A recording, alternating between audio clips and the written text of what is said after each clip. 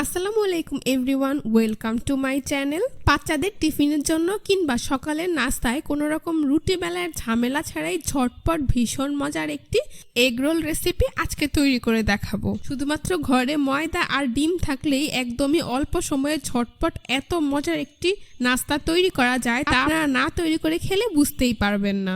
আশা করছি আজকের রেসিপিটা আপনাদের সবার কাছে ভীষণ ভালো লাগবে। তো আর কথা বাড়াচ্ছি না, চলুন সহজেই রেসিপিটি দেখে নিচ্ছি। রেসিপিটি তৈরি করার জন্য প্রথমেই একটি মিক্সিং বলে আমি একটি ডিম নিয়ে নিচ্ছি। ডিমটাকে আমি প্রায় 20 মিনিট আগেই ফ্রিজ থেকে নামিয়ে রেখেছিলাম। তারপর এর মধ্যে আমি দিয়ে দিচ্ছি স্বাদমতো লবণ, দিয়ে দিচ্ছি প্রায় 1 কাপ পরিমাণ লিকুইড দুধ। এখানে অবশ্যই নর্মাল টেম্পারেচারে দুধটা ব্যবহার করতে হবে। তো এবার একটি হ্যান্ড উইচ দিয়ে দুধ আর ডিমটাকে একসাথে খুব ভালোভাবে মিশিয়ে নিচ্ছি। কিছুটা সময় নিয়ে খুব ভালোভাবে ডিমটাকে ফেটিয়ে নিতে হবে আর দুধের সাথে মিশিয়ে নিতে হবে, যাতে ডিমের মধ্যে কোনো প্রকার লাম্পস না থাকে। তো মোটামুটি 10 থেকে 12 মিনিট সময় নিয়ে আমি ডিমটাকে খুব ভালোভাবে ফেটিয়ে দুধের সাথে মিশিয়ে নিয়েছি। এবার আমি এর মধ্যে অ্যাড করে দিচ্ছি 1 চা চামচ পরিমাণ চিনি। তারপর 1 কাপ পরিমাণ ময়দা এখানে আমি অল্প অল্প করে অ্যাড করব আর হ্যান্ড উইচ দিয়ে খুব ভালোভাবে মিশিয়ে নেব। এইখানে ময়দাটা একেবারে দিয়ে দেওয়া যাবে না, এইভাবে অল্প অল্প করে অ্যাড করে মিডিয়াম ঘন একটি ব্যাটার তৈরি করে নিতে হবে। অনেকটা সময় নিয়ে হ্যান্ড উইচ দিয়ে এভাবে খুব ভালোভাবে ফেটিয়ে ব্যাটার তৈরি করে নিতে হবে। এইখানে ব্যাটারটা যত স্মুথ হবে নাস্তাটা তত পারফেক্ট হবে। তো এইভাবে অল্প অল্প করে ময়দা অ্যাড করে একটি ব্যাটার তৈরি করে নিচ্ছি। আপনারা চাইলে এখানে ময়দার পরিবর্তে আটাও নিতে পারবেন। দুধ বেশি ঘন হলে সেক্ষেত্রে ময়দার পরিমাণটা কম বেশি লাগতে পারে। তো আপনারা এইভাবে অল্প অল্প করে অ্যাড করে মিশিয়ে নিলেই বুঝতে পারবেন ঠিক কতটুকু ময়দা আপনাদের লাগতে পারে। দেখতেই পাচ্ছেন আমার কিন্তু ব্যাটারটা তৈরি করা হয়ে গিয়েছে। এখন আমি এর মধ্যে দিয়ে দিচ্ছি 1/4 চা চামচ পরিমাণ বেকিং পাউডার। বেকিং পাউডারটাকেও আমি সবকিছুর সাথে খুব ভালোভাবে মিশিয়ে নিচ্ছি। মেশানো হয়ে গিয়েছে। আশা করি আপনারা দেখতে পাচ্ছেন নাস্তা তৈরির জন্য কিন্তু আমার ব্যাটারটা একেবারেই রেডি। এখন আমি এর ঘনত্বটা আপনাদেরকে একটু দেখিয়ে দিচ্ছি। দেখতেই পাচ্ছেন চামচ ব্যাটারে ডিপ করলে ঠিক এইভাবে ব্যাটার দিয়ে চামচটা কোট হয়ে যাবে, তাহলেই বুঝতে পারবেন পারফেক্ট একটি ব্যাটার এখানে তৈরি করা হয়ে গিয়েছে। এখন এটাকে আমি এক সাইডে রেখে দিচ্ছি। তারপর অন্য একটি মিক্সিং বলে আমি 2টি ডিম ভেঙে নিয়ে নিচ্ছি। ডিমগুলোকে আমি ফ্রিজ থেকে প্রায় 20 মিনিট আগেই নামিয়ে রেখেছিলাম। দিয়ে দিচ্ছি বড় সাইজের একটি পেঁয়াজ কুচি। পেঁয়াজগুলোকে অনেকটাই মিহি করে কুচি করে নিয়েছি। তারপর এখানে আমি দিয়ে দিচ্ছি 2 থেকে 3টি কাঁচামরিচ কুচি। ধনিয়া পাতা কুচি দিয়ে দিচ্ছি 1 টেবিল চামচ পরিমাণ। একটি বড় সাইজের টমেটো কুচি এখানে আমি অ্যাড করে দিচ্ছি। লবণ দিয়ে দিচ্ছি স্বাদ মতো। সাদা গোলমরিচের গুঁড়ো দিয়ে দিচ্ছি 1/4 চা চামচ পরিমাণ। আর চাট মশলা দিয়ে দিচ্ছি 1/2 চা চামচ পরিমাণ। এখন একটি কাঁটা চামচ দিয়ে এই সবগুলো উপকরণ একসাথে খুব ভালোভাবে মিশিয়ে নিচ্ছি। ডিমগুলোকে খুব ভালোভাবে ফেটিয়ে টমেটো আর পেঁয়াজের সাথে মিশিয়ে নিতে হবে। খেয়াল রাখতে হবে যেন ডিমের মধ্যে কোনো প্রকার লাম্পস না থাকে। তো দেখতেই পাচ্ছেন 5 থেকে 7 মিনিট সময় নিয়ে আমি সবগুলো উপকরণ একসাথে খুব ভালো করে মিশিয়ে নিয়েছি। এখন নাস্তা তৈরির জন্য সরাসরি চুলায় একটি প্যান বসিয়ে দিচ্ছি। তারপর এর মধ্যে সামান্য পরিমাণ তেল ব্রাশ করে দিচ্ছি। তেল কিছুটা গরম হয়ে গেলে তৈরি করে রাখা ময়দার ব্যাটার থেকে পরিমাণ মতো ব্যাটার আমি প্যানে দিয়ে দিচ্ছি।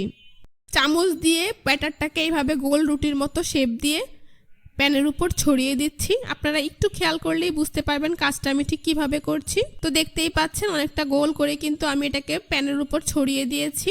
এখন চুলার আঁচ একদমই লোতে করে দিয়ে এর উপরের পাশটা খুব ভালোভাবে হওয়া পর্যন্ত অপেক্ষা করতে হবে। তো মোটামুটি 4 থেকে 5 মিনিট পরেই দেখতে পাবেন এর উপরের পাশটা ঠিক এরকম সে কালার চেঞ্জ হয়ে গিয়েছে।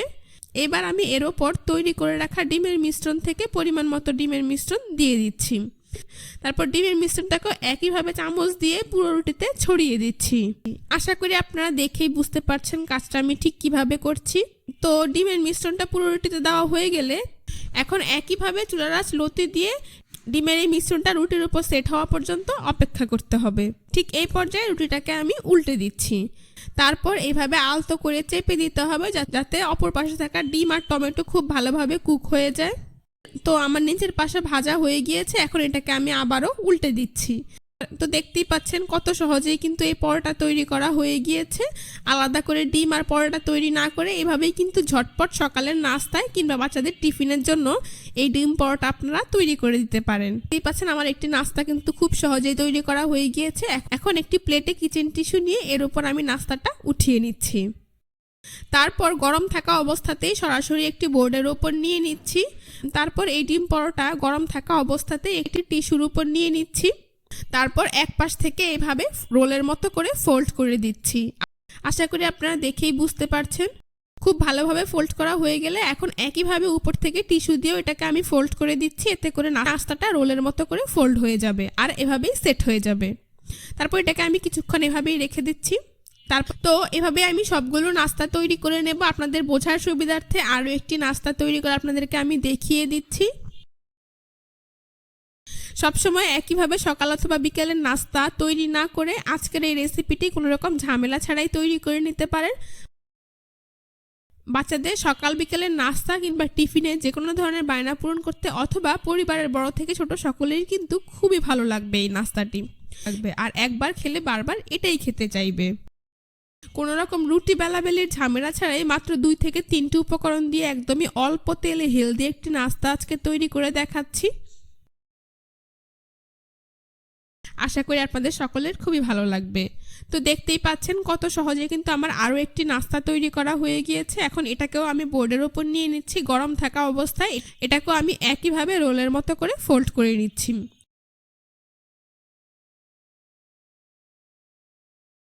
তারপর কিচেন টিস্যু দিয়ে এইভাবে মুড়িয়ে রাখছি। মোটামুটি 5 থেকে 7 মিনিট এভাবে রেখে দিলেই নাস্তাটা এভাবে সেট হয়ে যাবে। তারপর এটাকে আমি টিস্যু থেকে খুলে নিচ্ছি। এভাবে আমি 3টি নাস্তা তৈরি করে নিয়েছি। এখন একটি নাস্তা কেটে আপনাদেরকে আমি দেখিয়ে দিচ্ছি। দেখতেই পাচ্ছেন নাস্তাগুলো দেখতে ঠিক কতটা সুন্দর হয়েছে আর খেতেও কিন্তু হয়েছে অনেক বেশি মজাদার। এখন পরিবেশন করে আপনাদের দেখিয়ে দিচ্ছি। নাস্তাগুলো দেখতে যতটা না সুন্দর হয়েছে খেতে কিন্তু তার চেয়েও বেশি মজাদার হয়েছে। আশা করছি আজকের রেসিপিটা আপনাদের সবার কাছে ভীষণ ভালো লেগেছে। রেসিপিটি ভালো লেগে থাকলে অবশ্যই আমার চ্যানেলটি সাবস্ক্রাইব করবেন, পাশে থাকা বেল বাটনটি অন করে দিবেন। আজ এ পর্যন্তই। সবাই ভালো থাকবেন, সুস্থ থাকবেন। আল্লাহ হাফেজ।